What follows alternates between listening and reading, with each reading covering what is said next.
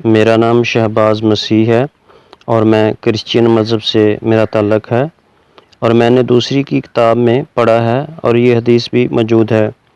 مجھے حدیث نمبر میرے پاس لکھی ہوئی ہے، یاد نہیں ہے مجھے، کہ آپ کے چچا جان نے کلمہ نہیں پڑھا۔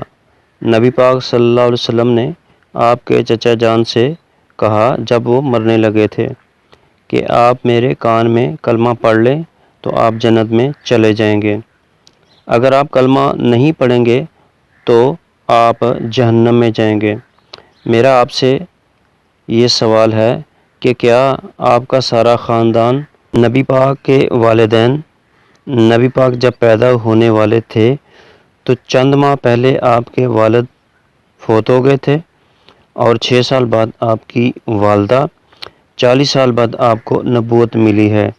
میرا آپ سے یہ سوال ہے کہ کیا نبی پاک صلی اللہ علیہ وسلم کے چچا جان اور والدین جنت میں جائیں گے یا جہنم میں؟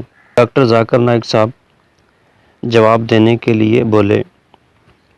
بھائی صاحب کا سوال ہے کہ محمد صلی اللہ علیہ وسلم کو نبوت 40 سال میں ملی، ان کے خاندان والے، چچا جان، ان کی والدہ، ان کے والد کیا جنت میں جائیں گے یا جہنم میں جائیں گے؟ جو تحقیق کرنے کے بعد ہمیں پتہ لگتا ہے ان کے خاندان والے، کوئی بھی ہو، چاہے والد ہو، والدہ ہو، چچا ہو، چچی ہو، بہن ہو، بھائی ہو، اگر توحید پہ ہے اور شرک نہیں کرتے تھے تو انشاءاللہ وہ جنت میں جائیں گے۔ اللہ کے رسول کے آنے سے پہلے، اللہ کے رسول کے نبوت کا اعلان کرنے سے پہلے، اگر کوئی شخص اللہ پر یقین رکھتا ہے، ایک اللہ کی عبادت کرتا ہے اور شرک نہیں کرتا، اس ٹائم اللہ کے رسول نے نبوت کا دعویٰ نہیں کیا تھا تو نبوت ضروری نہیں تھی کہ محمد صلی اللہ علیہ وسلم کو ماننا۔ جنت میں جانے کے لیے اس وقت آپ کو ماننا چاہیے تھا کہ اللہ ایک ہے، اللہ کے ساتھ کسی کو شریک نہیں کرنا چاہیے۔ اس وقت کے پیغمبر، اگر وہ دور تھا عیسیٰ علیہ السلام کا، تو آپ کو ماننا چاہیے تھا کہ عیسیٰ علیہ السلام اللہ کے پیغمبر ہیں۔ اگر وہ دور تھا موسیٰ علیہ السلام کا، تو ماننا چاہیے تھا کہ موسیٰ علیہ السلام اللہ کے پیغمبر ہیں۔ اگر کوئی دوسرا دور تھا، لیکن لازمی آپ کو ماننا چاہیے کہ اللہ ایک ہے اور اس کے ساتھ کسی کو شریک نہیں کرنا چاہیے۔ تو اب کس کی بھی تحقیق کرو، والد، والدہ، بہن، بھائی، جو بھی ہے آپ نے جو ذکر کیا، تو اگر ان کے رشتہ دار، چاہے والد ہو یا والدہ ہو، چاہے بھائی ہو یا بہن ہو، چاہے چچا ہو، چچی ہو، کوئی بھی ہو، اگر شرک کرتے ہیں، ایک اللہ کی عبادت نہیں کرتے، تو وہ جنت میں نہیں جائیں گے، جہنم میں جائیں گے۔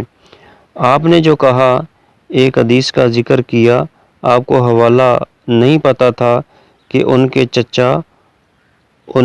چچا ابو طالب، انہوں نے اللہ کے رسول صلی اللہ علیہ وسلم کو پروٹیکٹ کیا، ان کو محفوظ رکھا دشمنوں سے، کیونکہ وہ اپنے قبیلے کے تھے، لیکن وہ یہ نہیں مانتے تھے کہ اللہ ایک ہے اور اللہ کے رسول محمد صلی اللہ علیہ وسلم ان کے پیغمبر ہیں، لیکن اپنی جان سے بڑھ کر ان کی حفاظت کی۔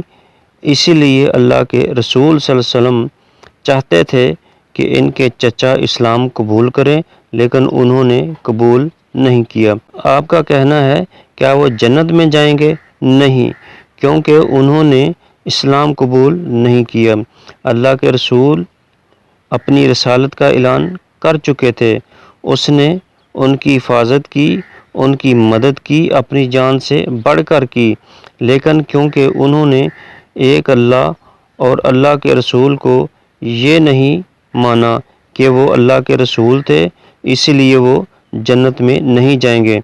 مفسرین یہ کہتے ہیں، محدث یہ کہتے ہیں کہ ان کو سب سے کم دوزخ میں سب سے کم عذاب ملے گا، یہ ان کی تشریح ہے، لیکن کیونکہ وہ اللہ کے رسول کے پیغام کو ایکسیپٹ نہیں کیا، وہ نہیں مانتے تھے کہ محمد صلی اللہ علیہ وسلم اللہ کے رسول ہیں، اسی لیے وہ جہنم میں جائیں گے۔ تو رشتہ دار ہونے کی وجہ سے کوئی اللہ کے رسول کے یا کوئی اچھے انسان کے آپ کو جنت نہیں ملے گی۔ جنت جانے کے لیے آپ کو ماننا پڑے گا کہ اللہ ایک ہے اور اللہ کے آخری رسول محمد صلی اللہ علیہ وسلم ہیں۔ تو ویورز، ایک کرسچن کے سوال کا جواب ڈاکٹر ذاکر نائک نے جو دیا وہ آپ نے سنا۔ تو اس ویڈیو کے حوالے سے کومنٹس باکس میں اپنی رائے کا اظہار ضرور دیں۔ شکریہ۔